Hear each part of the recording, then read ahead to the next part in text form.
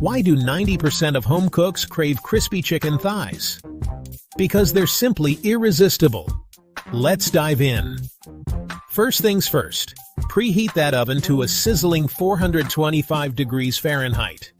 Now, grab 6 bone-in, skin-on chicken thighs and pat them dry. Trust me, this step is crucial for that perfect crispy skin. In a small bowl, mix 1 teaspoon each of garlic powder, onion powder, paprika, dried thyme, dried oregano, and salt, plus half a teaspoon of black pepper. Seasoning is key here, folks. Rub those thighs with 2 tablespoons of olive oil, then sprinkle our spice mix evenly over both sides. Don't be shy, give them a good rub. Place the chicken on a parchment-lined baking sheet or dish. Pop them in the oven for 35 to 40 minutes until they reach 165 degrees Fahrenheit and that skin is golden and crispy. Let them rest for a few minutes, sprinkle some fresh parsley if you're feeling fancy, and boom!